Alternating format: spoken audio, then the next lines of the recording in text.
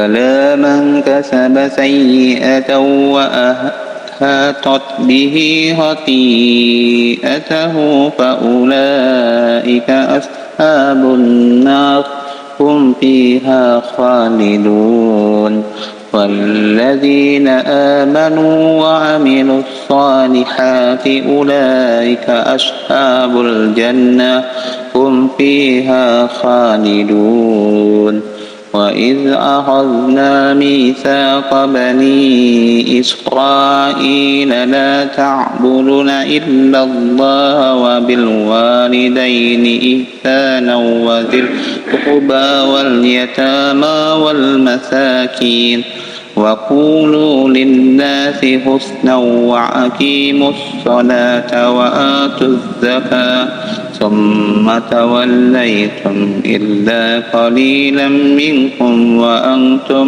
معرضون وإذ أخذنا ميثاقكم لا تسفكون دماءكم ولا تخرجون أنفسكم من دياركم ثم أقررتم وأنتم تشهدون ثم أنتم هؤلاء تقتلون أنفسكم وتخرجون فريقا منكم من ديارهم وتظاهرون عليهم بالإثم والعدوان وإن يأتوكم أسارى تفادوهم وهو محرم عليكم إخراجهم أفتؤمنون ببعض الكتاب وتكفرون ببعض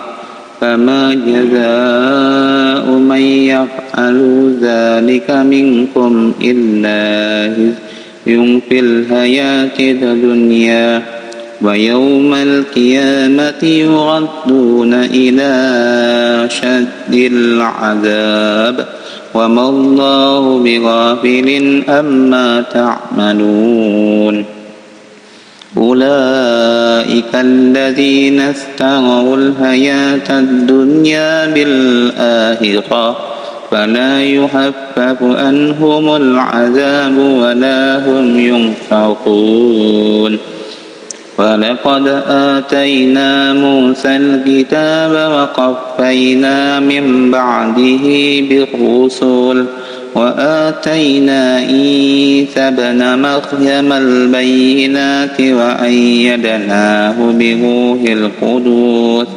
أفكلما جاءكم رسول بما لا تهوى أنفسكم واستكبرتم ففريقا كذبتم وفريقا تقتلون وقالوا قلوبنا غلف بل لعنهم الله بكفرهم فقليلا ما يؤمنون ولما جاءهم كتاب من عند الله مصدق لما معهم وكانوا من قبل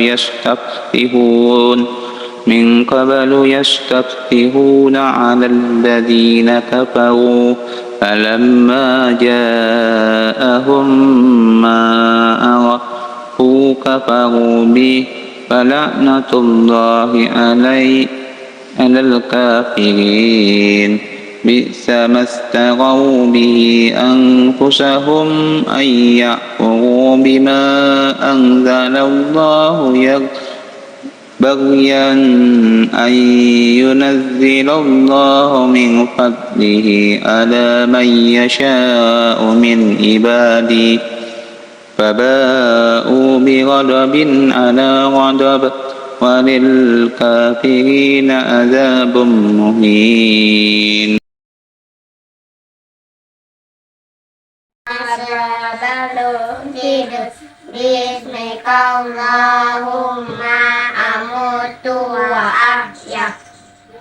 يعلمون ولما دخلوا على Assalamualaikum warahmatullahi wabarakatuh. Alhamdulillah, Alhamdulillahirabbil alamin. Wassalatu wassalamu ala asrafil anbiya'i wal mursalin wa ala alihi wa sahbihi ajma'in. Allahumma shalli ala Muhammad wa ala ali Muhammad. Halo guys, berjumpa lagi bersama Samir Kitu Sunnah. Alhamdulillah, pada kesempatan kali ini kita masih dapat berjumpa kembali dalam keadaan sehat walafiat. Nah, di kesempatan pagi hari ini kita akan berbicara tentang tanpa pahala. Kita bicara tanpa pahala. Simak apa yang dimaksud dengan bicara tanpa pahala. Materi ini ditulis oleh Ustaz Abu Ismail Muslim Al-Afsari. Kita akan bacakan. Waktu usia, waktu dan usia adalah modal untuk melakukan suatu amal soleh. Waktu untuk kita mengumpulkan pundi-pundi kebaikan. Waktu kita untuk mengerjakan sesuatu yang baik yang akan menghasilkan pahala untuk kita. Orang-orang mengerti hakikat ini, maka dia tidak akan menggunakannya kecuali untuk perkara yang bermanfaat. Dia akan berusaha untuk memanfaatkan segala potensi diri untuk mendapatkan pahala sebanyak mungkin. Di antara yang bisa mudah dimanfaatkan untuk menabung bekal di sisi Allah Azza wa Jalla adalah lidah. Dengan lidah seorang bisa berzikir dan saling menasihati sehingga meraih banyak pahala. Namun sebaliknya, lidah juga bisa mengakibatkan dosa dan menyeret seseorang ke dalam nerakanya Allah jika tidak dimanfaatkan untuk kebaikan. Kesadaran seseorang terhadap fungsi dan bahaya lisan ini mendorong dirinya untuk menjaga lidah, tidak berbicara kecuali yang bermanfaat saja. Berikut kami tukilkan beberapa bencana yang dapat ditimbulkan oleh lidah dengan harapan agar kita menjauhinya, agar kita tidak terjebak di dalam perkara-perkara lisan ini, karena ini dapat membahayakan diri kita di hadapan Allah Subhanahu wa taala. Bencana-bencana itu apa saja? Yang pertama adalah membicarakan sesuatu yang tidak bermanfaat. Nabi Muhammad sallallahu alaihi wasallam mengatakan, sesungguhnya di antara kebaikan Islam seseorang adalah dia meninggalkan perkara yang tidak bermanfaat. Hadis diriwayatkan oleh At-Tirmizi, kemudian disahihkan oleh Albani. Sesuatu yang tidak bermanfaat itu bisa berupa perkataan dan perbuatan yang haram atau makruh, atau perkara mubah yang tidak bermanfaat. Oleh karena itu, supaya terhindar dari bahaya lisan, yang pertama kita lakukan, hendaklah kita selalu meminta pertolongan Allah Subhanahu wa taala, atau kita lebih baik diam. Bukan berarti diam itu adalah emas, artinya diam agar tidak menimbulkan perkara-perkara yang buruk kepada diri kita. Barang siapa beriman kepada Allah Subhanahu wa taala di hari akhir, hendaklah ia mengucapkan sesuatu, baik atau diam. Hadis riwayat Bukhari nomor 6475, Muslim nomor 47, dan dari Abu Hurairah radhiyallahu anhu. Walaupun ini berat, namun seyaknya seorang hamba yang ingin selamat di akhirat kelak, agar selalu berusaha untuk melakukan sesuatu yang baik. Diriwayatkan bahwa Muwarid Al-Ijli rahimahullah berkata, ada satu perkara yang aku sudah mencarinya semenjak 20 tahun lalu. Aku belum berhasil meraihnya, namun itu tidak akan berhenti mencarinya. Orang bertanya, apa itu wahai Abu Mutsamir? Dia menjawab, diam, tidak membicarakan dari sesuatu yang tidak bermanfaat bagiku. Yang kedua adalah berdebat dengan cara batil atau tanpa ilmu. Hindari perdebatan yang kita tidak memiliki ilmu tersebut. Nabi Shallallahu Alaihi Wasallam bersabda, sesungguhnya orang yang paling dimurkai oleh Allah adalah orang yang selalu mendebat perkara-perkara yang dia sendiri tidak memiliki ilmunya, Mendebat dalam hadis di atas, maksudnya adalah mendebat dengan cara batil atau tanpa ilmu, sedangkan orang yang berada di pihak yang benar sebaiknya dia juga menghindari perdebatan, karena debat itu akan membangkitkan emosi, ya, mengorbankan kemungkaran, ya, menyebabkan dendam dan mencela orang lain.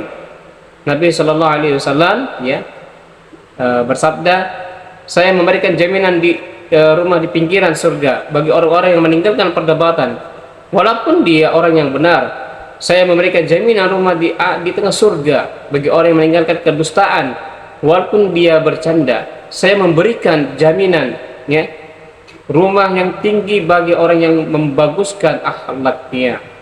Hadis diriwayatkan oleh Abu Daud nomor 4800, ya, disahihkan oleh An-Nawawi dalam Riyadhus Shalihin nomor 630 dan disahihkan, ya, oleh Syekh Albani dalam As-Sahih nomor 273. Yang ketiga adalah banyak bicara suka mengganggu dan sombong. Banyak bicara suka mengganggu dan sombong, artinya banyak cerita, banyak bergumam, suka mengganggu dan sombong, lengkap, ya, banyak ngoceh, suka mengganggu dan sombong. Ini masalah, ya.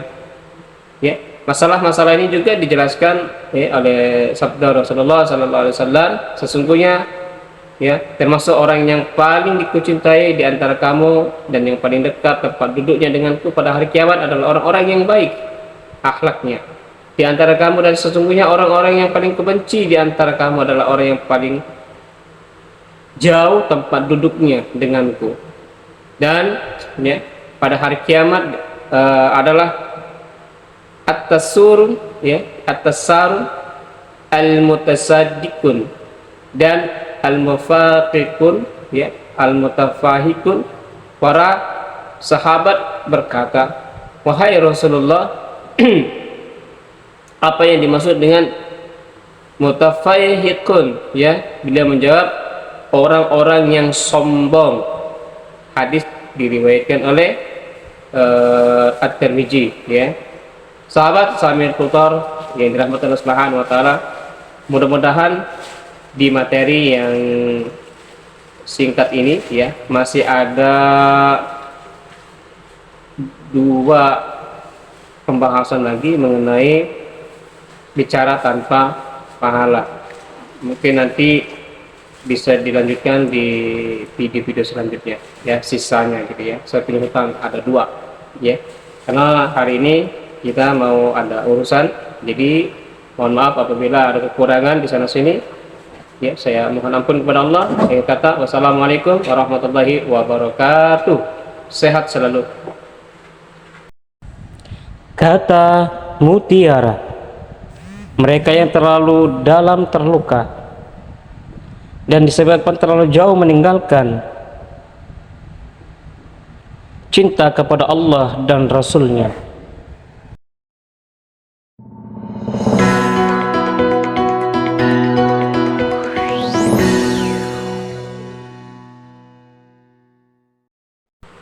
Assalamualaikum warahmatullahi wabarakatuh. Alhamdulillahirabbil alamin. Wassalatu wassalamu ala asrafil anbiya'i wal mursalin wa ala alihi wa sahbihi ajma'in.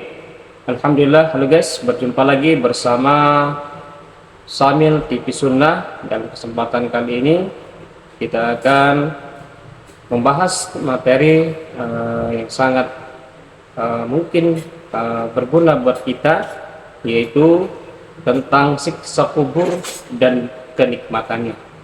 Segala puji hanya bagi Allah Subhanahu wa taala. Salawat dan salam semoga tetap tercurahkan kepada baginda Rasulullah sallallahu alaihi wasallam.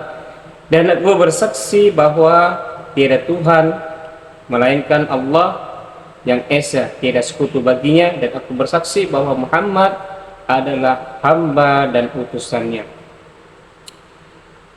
Dari Umar radhiyallahu anhu bahwa Nabi Muhammad sallallahu alaihi wasallam bersabda, sesungguhnya jika salah seorang di antara kalian meninggal, maka dia akan diperlihatkan baginya tempat yang baik pada waktu pagi dan waktu petang. Jika dia termasuk penghuni surga, maka dia menjadi penghuni surga. Dan jika ditentukan menjadi penghuni neraka, maka dia akan menjadi penghuni neraka. Dan dikatakan kepadanya, ini tempatmu, sehingga dirimu dibangkitkan pada hari kiamat. Maka hadis ini adalah salah satu nas berbagai nas yang menjelaskan tentang adanya siksa kubur dan kenikmatannya, dan kita wajib mengimaninya dan mempersiapkan diri untuknya. Allah Subhanahu wa taala berfirman di dalam Al-Qur'an surah Al-Waqi'ah ayat ke-88 sampai 95, yang mana artinya adalah, adapun jika orang yang mati termasuk orang yang didekatkan kepada Allah, maka dia memperoleh ketentraman dan rezeki serta surga kenikmatan. Dan adapun jika dia termasuk golongan kanan, maka keselamatan bagimu karena kamu dari golongan kanan. Dan adapun jika dia termasuk golongan orang yang mendustakan lagi sesat, maka dia mendapat hidangan air yang mendidih dan dibakar di dalam neraka. Sesungguhnya yang disebutkan ini adalah salah satu keyakinan yang benar. Ibnu Katsir berkata, 3 keadaan ini adalah keadaan manusia pada saat dia menghadapi syakaratul maut. Seorang bisa termasuk golongan orang yang didekatkan kepada Allah,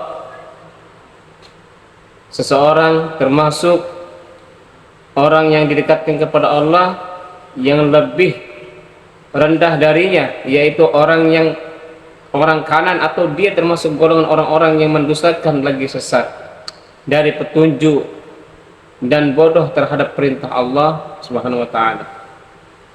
Maka firman Allah Subhanahu wa taala yang mengatakan,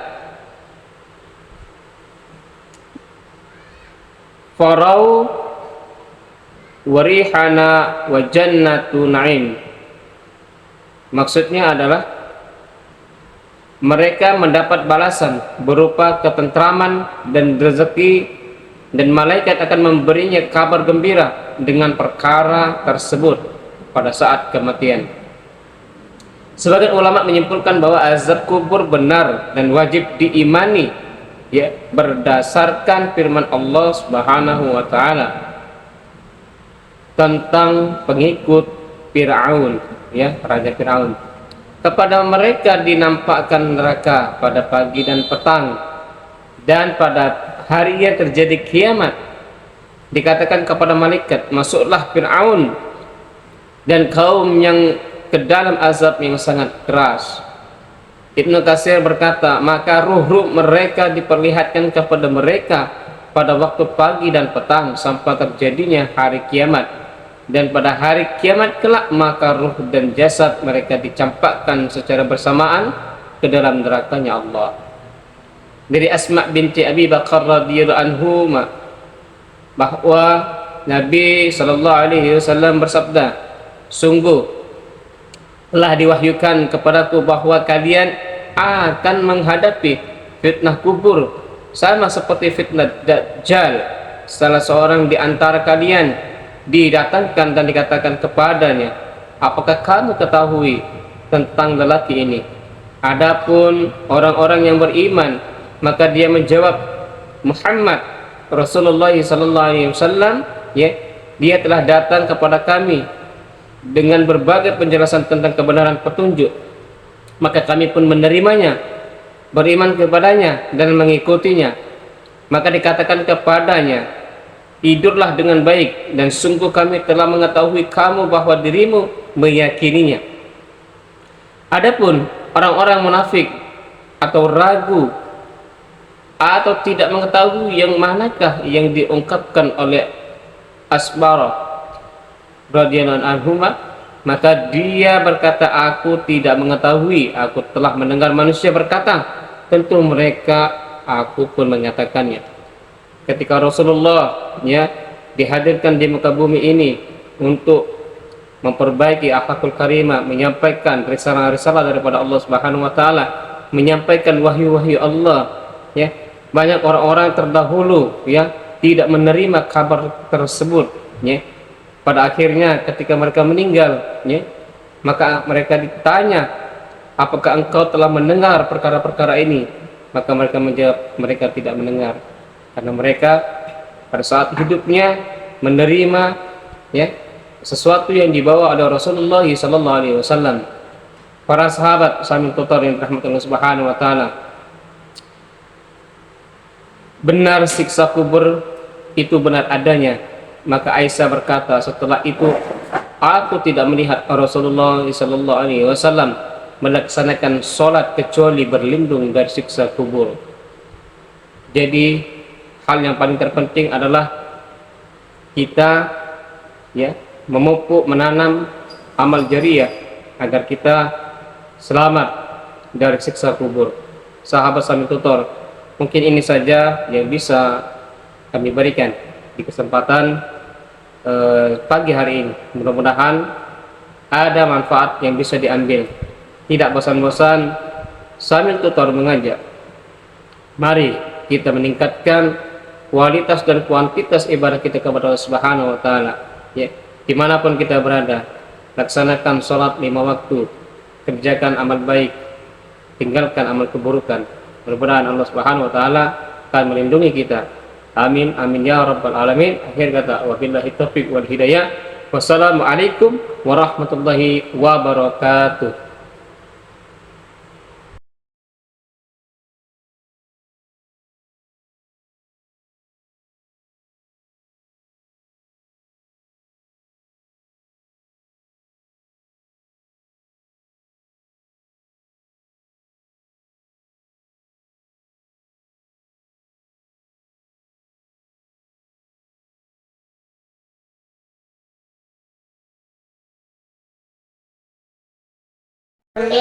Agama adalah nasihat, ad-dinun nasihatu, agama adalah nasihat. Hadis riwayat Muslim Abu Daud.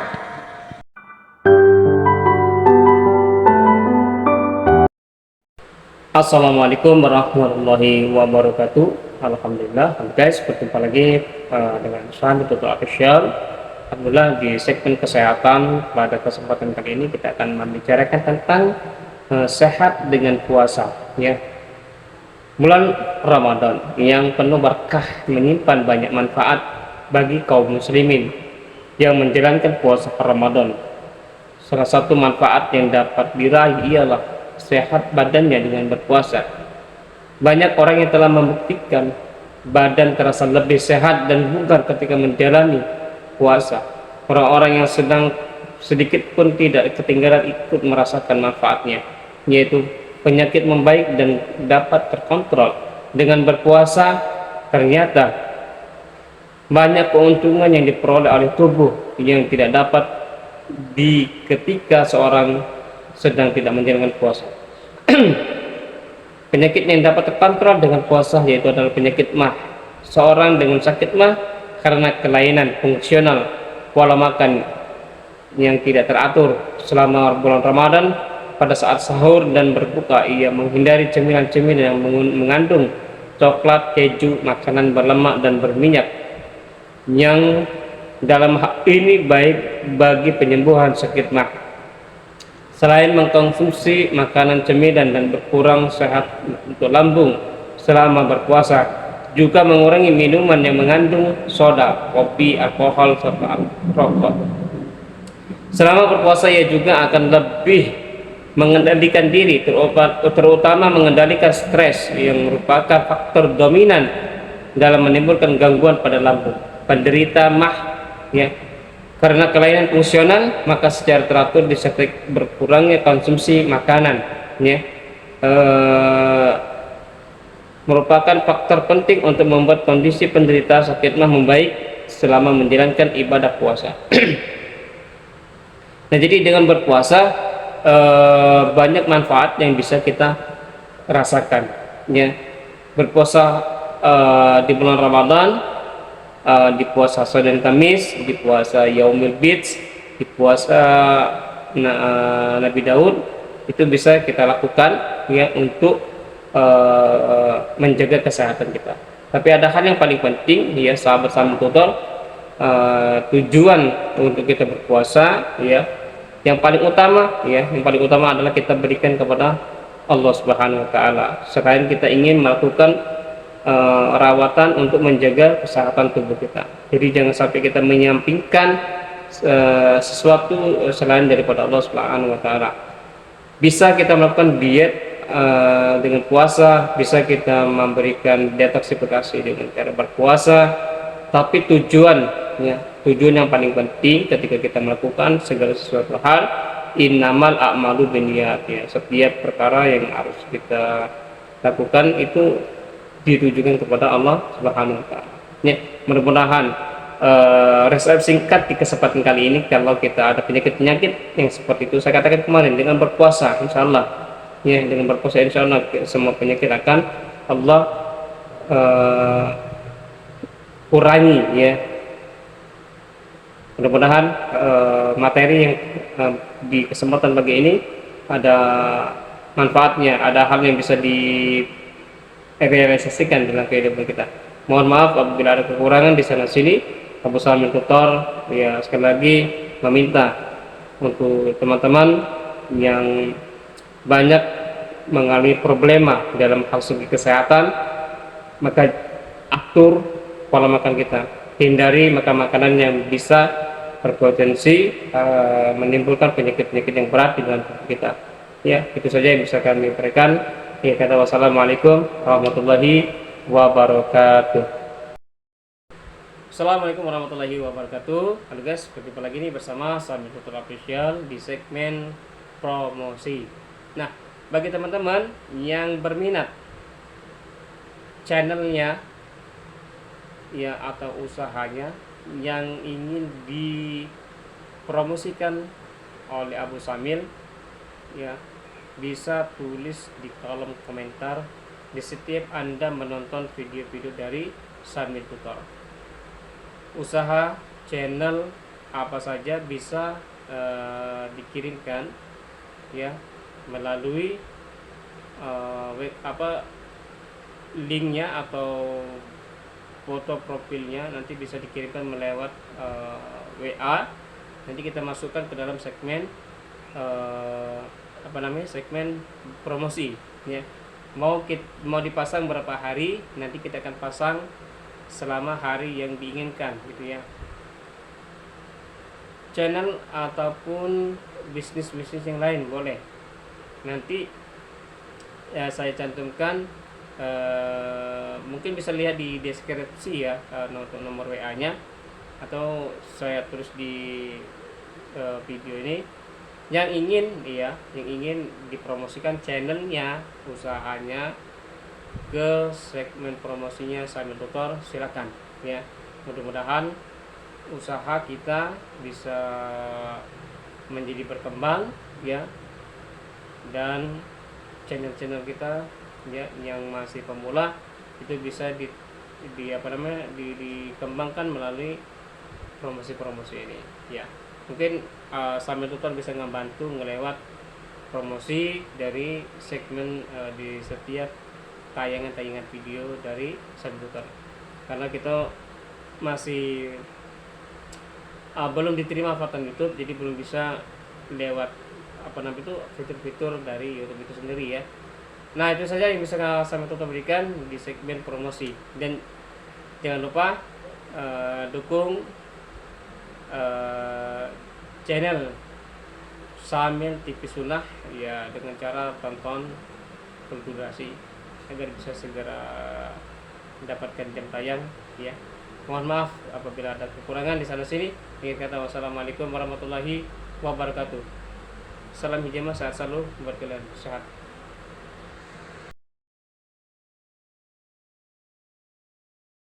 Assalamualaikum warahmatullahi wabarakatuh. Halo guys, berjumpa lagi bersama saya Samil Tutor Official dalam Samil TV Sunnah. Alhamdulillah, pada kesempatan kali ini kita masih dapat dipertemukan kembali di dalam sebuah channelnya Samil Tutor.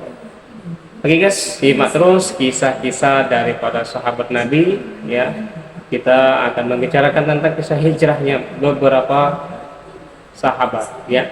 Kisah hijrah beberapa sahabat.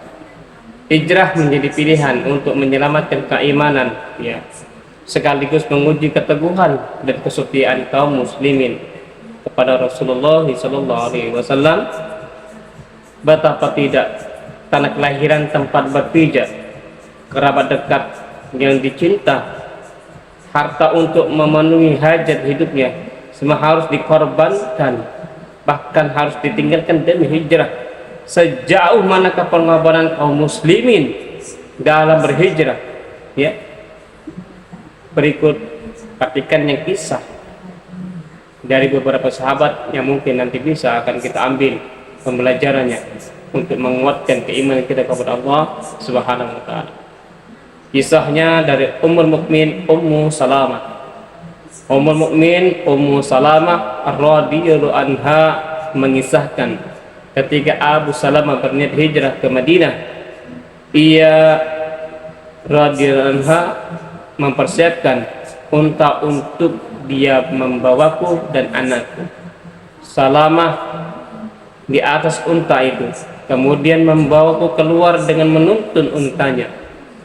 Ketika orang-orang Bani Al-Mughirah bin Abdullah bin Amr bin Ma'zum melihatnya, serta mereka menyusul seraya berseru, masalah dirimu itu urusan, tetapi bagaimana dengan wanita kami ini?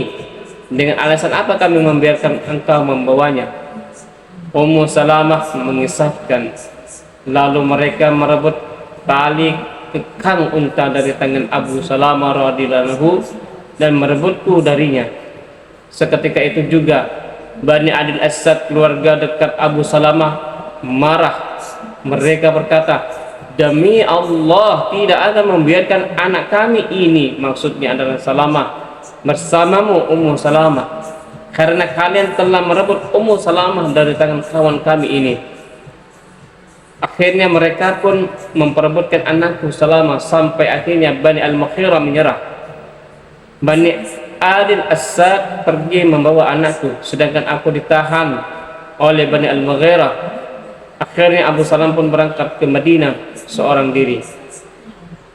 Ummu Salamah berkata, aku berpisah dengan suamiku dan anakku. Sejak itulah Ummu Salamah sangat merasakan kesedihan setelah berpisah dari sang anak dan sang suami yang sudah berangkat hijrah. Ummu Salamah pergi ke Abtah. Di sana ia menumpukan kesedihannya, menangis sampai sore hari. Dilakukan setiap hari hingga setelah 1 tahun berlalu, ada salah seorang anak paman yang merasa iba kepadanya. Lalu ia pun berkata kepada Bani Al-Mughirah, tidakkah kalian melepaskan wanita malang ini? Kalian telah memisahkan dengan anak dan suaminya. Mendengar penuturan itu, lalu Bani Al-Mughirah mengatakan kepada Ummu Salamah, jika engkau mau susullah suamimu. Ummu Salamah mengisahkan, dan saat itu Bani Al-Asad mengembalikan anakku dan kemudian mempersiapkan unta untuk berangkat menuju Madinah seorang diri. Tidak ada seorang pun yang menemaniku kecuali anakku. Ketika sampai di daerah Tanim, Ummu Salamah berjumpa dengan Utsman bin Talha bin Abu Talha bin Abi Talha. Dia bersedia mengantarkan Ummu Salamah, ya, sampai di Madinah. Maka berangkatlah Ummu Salamah ke Madinah ditemani Utsman bin Talha. Saat Utsman melihat perkampungan Bani Ammar bin Abdul di Qubah, dia berkata, suamimu berada di kampung ini, masuklah dengan berkata dari Allah. Kemudian Utsman bin Talha pun kembali ke Mekah, dan akhirnya Ummu Salamah bisa berkumpul lagi kepada Abu Salamah. Nah, ini saja para sahabat sambil official kisah dari Ummu Salamah. Mudah-mudahan kisah hijrahnya bisa menjadi penguat bagi diri kita, ya, agar kita selalu mempersiapkan diri kita untuk hari-hari berikutnya. Mohon maaf apabila ada kekurangan di sana sini. Akhir kata, wassalamualaikum warahmatullahi wabarakatuh. renungan malam. Di antara tanda matinya hati adalah tidak adanya perasaan sedih atas kesempatan beramal yang engkau lewatkan dan tidak adanya penyesalan